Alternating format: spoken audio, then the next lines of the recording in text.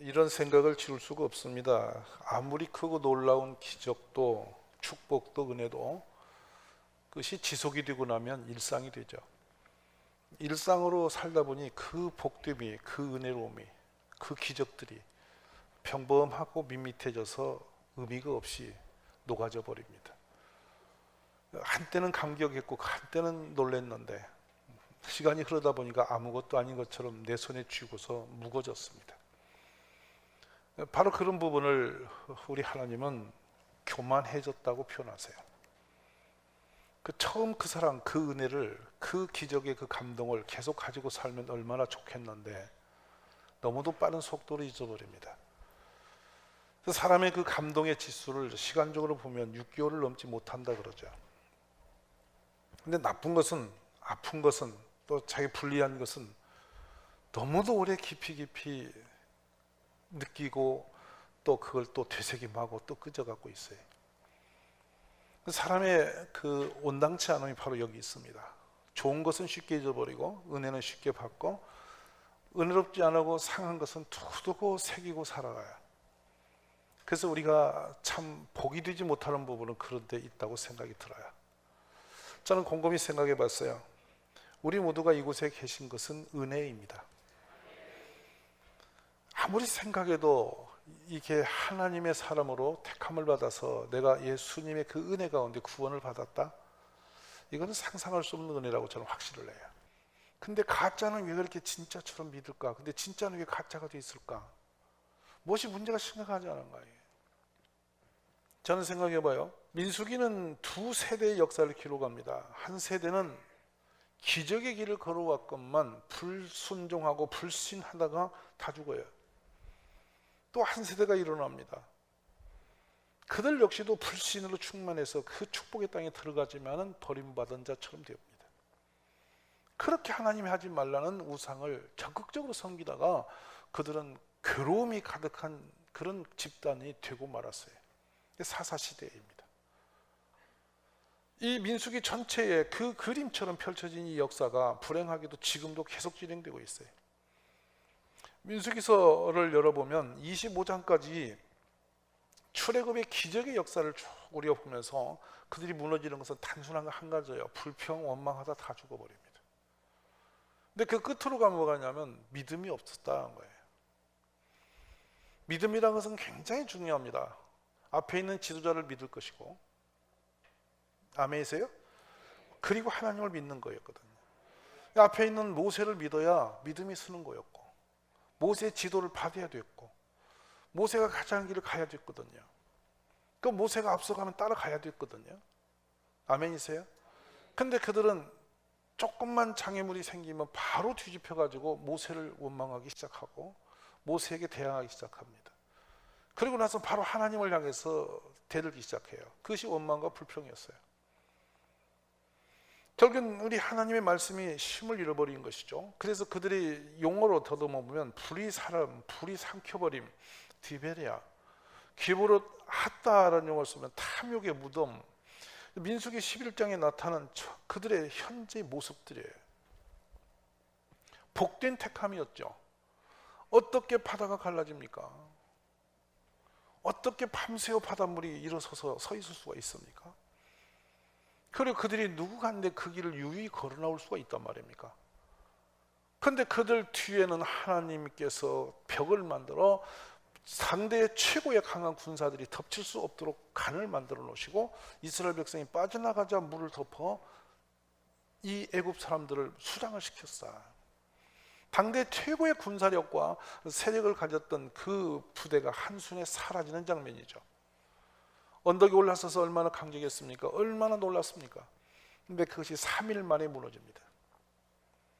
물 먹는 것 3일 동안 물이 없어서 하나님을 의심합니다. 아주 극적인 장면이 어디 나오냐면 13, 4장으로 올라가면 정말 놀라운 건 정탐꾼의 사건입니다. 믿을 수 없으니까 직접 보겠다. 가서 보자. 가서 보고 와서 정말 보았어요. 그 땅은 적과 꿀 흐른 땅이 분명히 맞아요. 하나님 말씀이 맞았어요. 근데 한쪽이 걸려요. 거기 있는 사람들은 우리보다 힘이 세더라고. 여기 그냥 마음이 오라져갖고 우리는 그들 앞에 갔더니 메뚜기 떼야 이라고 대들면서 모조리 넘어져 버리는 거예요. 단순히 넘어지지 않았습니다. 동요를 해서 전 유대인이 다 한마음이 되어서 통곡을 하고 울부짖으면서 우리를 죽을 곳이 없어 이끌고 왔나 하면서 대항하다가 쓰러져 버립니다. 오늘 우리의 신앙생활은 어디까지 안전한 길을 걸을까를 오늘 본문을 통해서 다시 한번 되짚어 보시는 은혜가 있기를 바랍니다. 내가 중심이 되어서 내 판단과 기준과 내 사고방식을 가지고 이것이 옳고 아니고를 계속 저울질하면서 불순종하는 삶을 계속 살아간다면 여러분의 구원은 의심이 됩니다. 저는 과감히 말합니다. 확실히 구원받았다면 그렇게 살아라고 해도 그렇게 살 수가 없을 거라고 저는 생각합니다. 천국의 소망과 예수 그리스도의 그 구원의 은혜가 내게 분명히 왔다면 그렇게 살아라고 해도 못 사는 법이죠. 근데 유감스럽게도 그렇게 사는 분들이 꽤 많이 있다는 사실이에요. 성경은 그런 분들을 가라지라고 말을 하세요. 가라지. 마지막 심판대에 있을 때에 그들은 쭉정이가 되어서 타는 불 속에 던져지는 그런 사람들이 되는 것이에요. 우리는 가라지가 아니라 알곡이 되어지는 축복이 있기를 저는 원합니다. 그래서 민수기 20장으로 들어가면 이해할 수 없는 물이 나오죠. 무리바. 또 물이 없어서 바위를 뽀개고 나오는 생수를 먹으면서 그 분노함으로 인해서 하나님의 심판을 받고, 그리고 에돔으로 바로 직행해서 건너가도록 하면서 그들은 새도 줄게, 우리가 아무것도 해치지 않게 길만 열어도, 이런데 에돔이 길을 안 열어줍니다. 안 열어줄 뿐만 아니라 에돔의 왕은 더 많은 백성을 강하게 일으켜서 그들을 저지하면서 덤비들었죠. 그래서 이스라엘 백성은 부득이하여 그 길을 돌아가게 됩니다. 돌아가는 노상에서 이제는 분노가 일어났어요.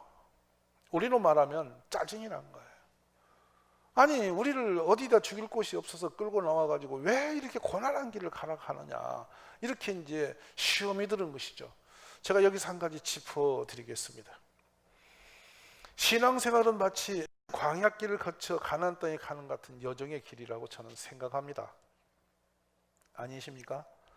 평생 교회라고 하는 하나님의 그 군사가 되어서 그 길을 같이 동행해 가시는 거지 않습니까? 그래야 우리가 어느 날 하나님의 부름받아 천국에 가는 것이 옳습니다. 아멘이죠? 그렇다면 이 땅에 사는 동안 우리는 천국의 백성으로서 하나님의 군사로서의 마땅히 주어진 의무와 사명을 가지고 주님을 예배도 하고 전도도 하면서 하나님을 찬양하며 살아가는 것이 옳은 것이죠. 맞죠?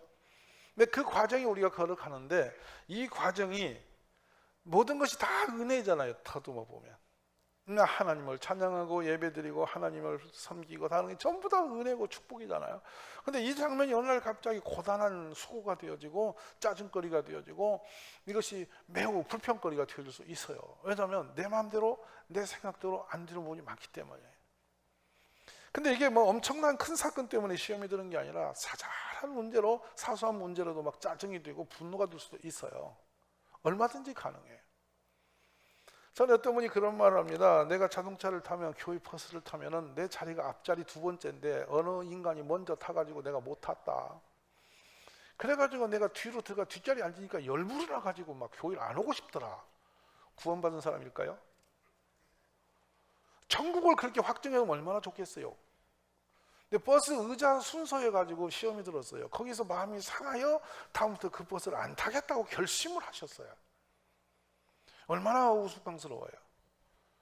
근데 우리들이 보면 대단히 뭔가 믿음이 성숙된 것 같음에도 불구하고 아주 사소한 것에 걸려들고 상함을 받고 거기서 원망이 되고 신앙이 사라지는 경우를 보니 보는 거예요. 오늘 우리가 이렇게 나약한 사람이 되지 않기를 정말로 기도하시기 바랍니다.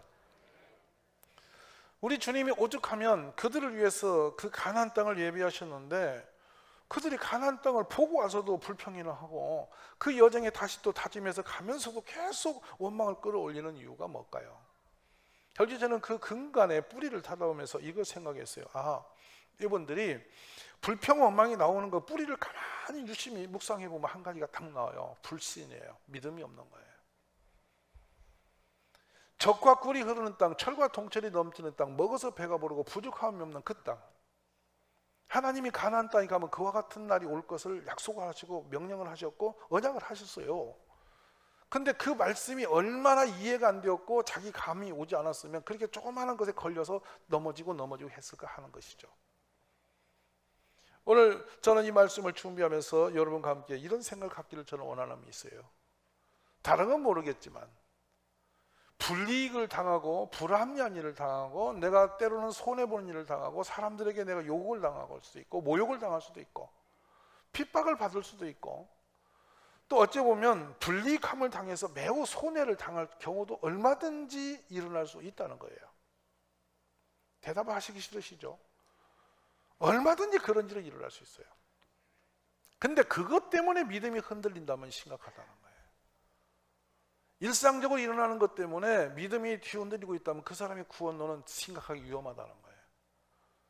죽을 병이 걸려도 내가 세상에서 폭삭 세상 걸다 망해도 구원은 흔들릴 수가 없잖아요. 아멘이에요? 망했다고 구원이 없어지는 겁니까? 내가 병이 걸렸다고 예수님 안 계시는 겁니까? 그런 문제는 언제든지 올 수도 있습니다. 근데 한 가지 확신이 있습니다. 하나님은 우리를 그림자도 없어 진짜 사랑하신다는 사실. 사랑하시되 끝까지 사랑하신다는 거. 그리고 하나님은 언제나 내 편에 계신다는 거. 적의 편이 아니라 내 편에 계셔서 내가 어떤 고난과 환난과 기근과 핍박과 고통을 당한다 할지라도 결국은 하나님이 나를 붙드시고 나를 이기게 하신다는 거. 이게 믿음이잖아요. 그래서 불구덩이에 들어갈지라도 결국은 천국의 문이 열릴 걸 기대하면서 불 속에 뛰어들 수 있는 거 아니에요. 근데 우리의 믿음이 너무도 얄팍하고 너무도 가느다랗다는 거예요. 이것을 우리가 깨닫기를 간절히 원합니다. 우리의 정체성이 뭡니까? 허물과 죄로 죽었던 사람이에요. 이 말씀 인정하시기 바랍니다. 허물과 죄로 죽었던 사람, 에베소 2장 1절이에요. 그런데요, 허물이 많은 인생이었고 죄가 많은 인생이었기 때문에 우리는 죽을 수밖에 없는 인생이었다는 거예요.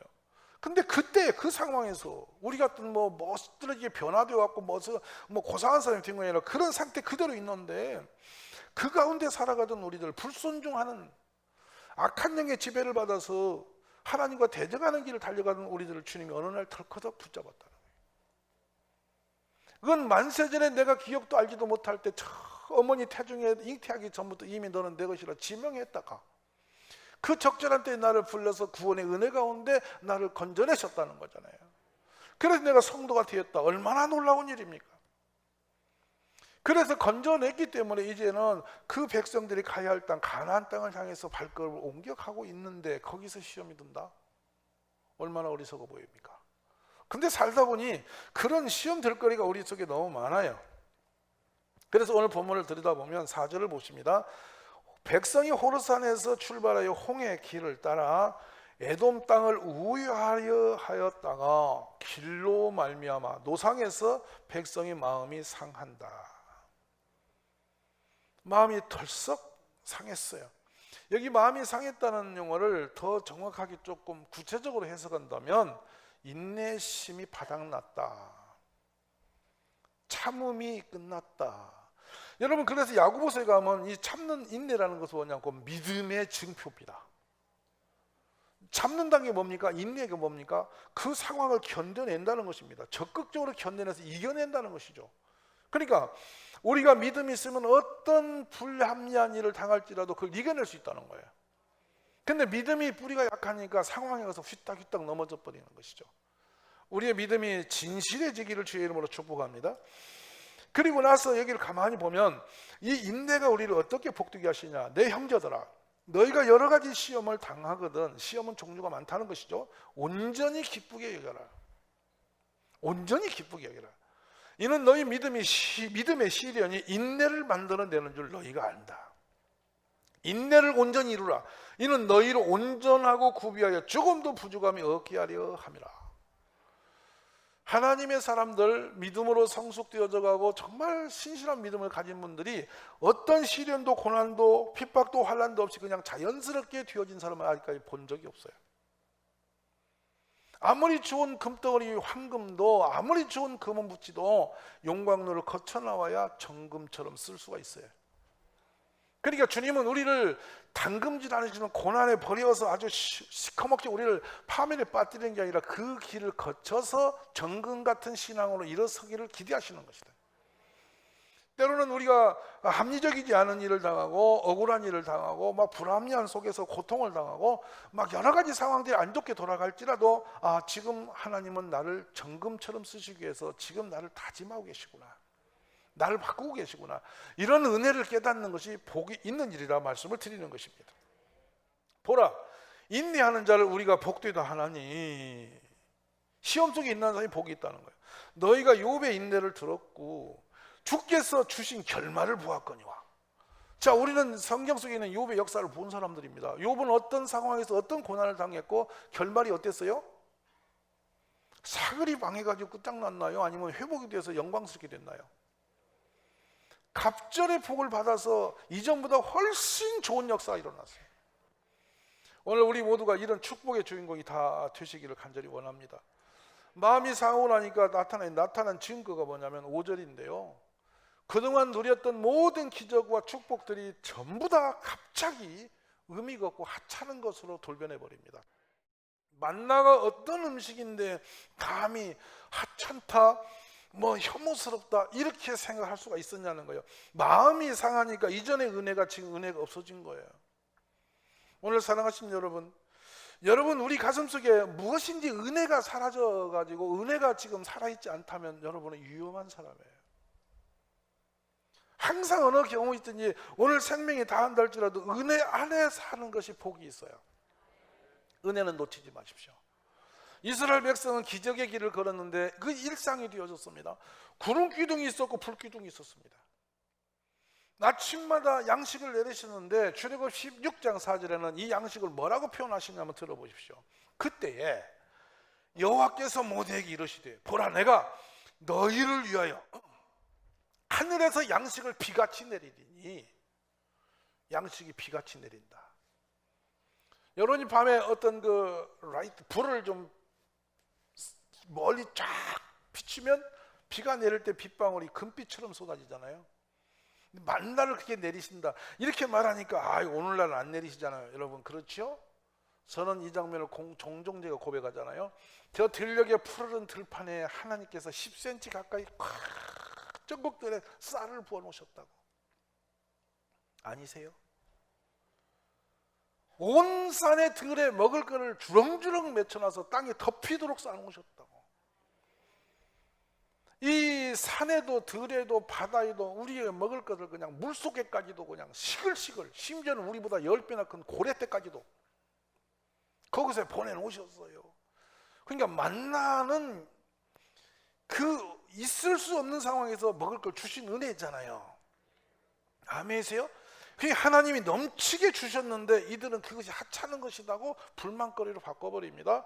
자, 그들에게 만나를 비같이 내려 먹이시며 하늘 양식을 그들에게 주셨나니 사람이 힘센 자의 떡을 먹었으며 그가 음식을 그들에게 충족히 주셨도다. 시편 78편 24, 5절에서 8절 충분히 하나님 우리에게 필요한 걸 주셨다고 말씀하고 있어요. 여기에 인정하시는 분 아멘 해보세요. 기록되어 하늘에서 그들에게 떡을 주어 먹게 하셨다는 것 같이 우리 조상들은 광야에서 만나를 먹었다. 하나님이 주신 거예요.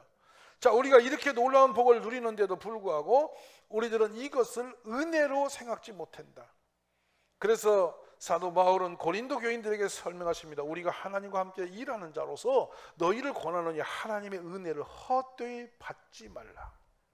헛되이 받지 말라.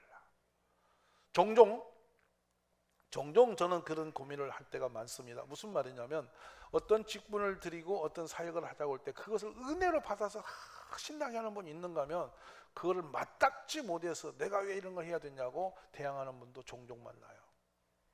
복이 되겠습니까? 그분의 구원의 은혜가 있는 것일까요?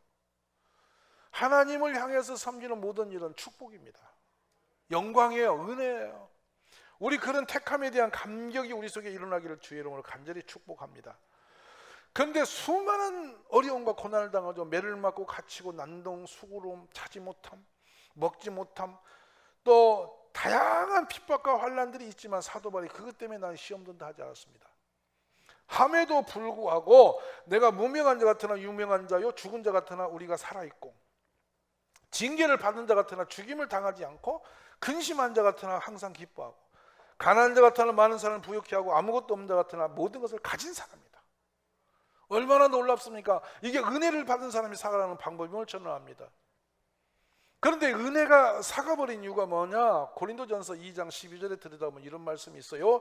우리가 세상의 영을 받지 아니하고 오직 하나님으로부터 온 영을 받았으니, 어떤 영이죠? 이 영이 성령이시지 않습니까?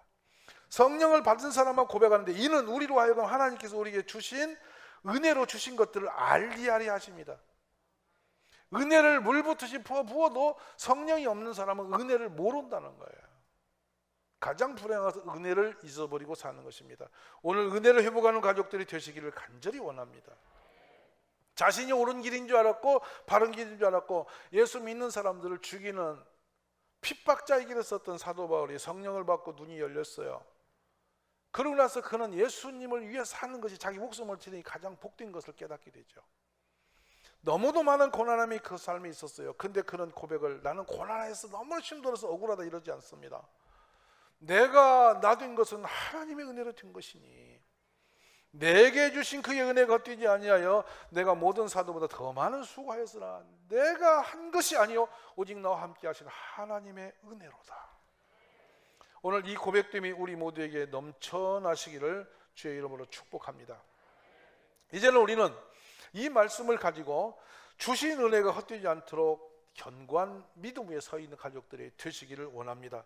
그러면 은혜를 주신 이유가 무엇이냐? 빌립보 1장 29절입니다. 그리스도를 위하여 너에게 은혜를 주신 것은, 은혜를 주신 이유는 다만 그를 믿을 뿐 아니라 또한 그를 위하여 고난도 받게 하려 하심이라. 너에게도 그와 같은 싸움이 있으니 너희가 내 안에서 본 바요 이제도 내 안에서 듣는 바니라. 그러므로 사랑하는 내 아들아, 너는 그리스도 안에 있는 은혜 가운데 강하라. 할렐루야. 오늘 우리가 은혜 안에 강한 용사들로 일어설 수 있기를 주의 이름으로 축복합니다. 사실 그렇습니다.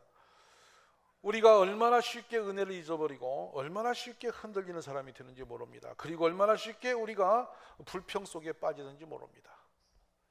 이제 한 가지 결심하십시오. 죽음이 내 앞에서 춤을 춘다 할지라도 불평은 하지 말자. 원망은 하지 말자. 그걸 감사로 하면 믿음의 승리가 있다. 저는 우리 모든 가족들이 믿음의 승리자가 되어서 하나님께 영광을 돌리는 모든 가족이 되시기를 원합니다. 그런즉 선줄로 생각하는 자는 넘어질까 조심하라. 사람이 감당할 시험 밖에는 너희가 당한 것이 없나니 오직 하나님은 미쁘사 너희가 감당치 못할 시험 당함을 허락지 아니하시고 시험 당할 쯤에 또한 피할 길을 내사 너희로 능히 감당하게 하시느니라. 시험은 못 이길 것이 하나도 없습니다.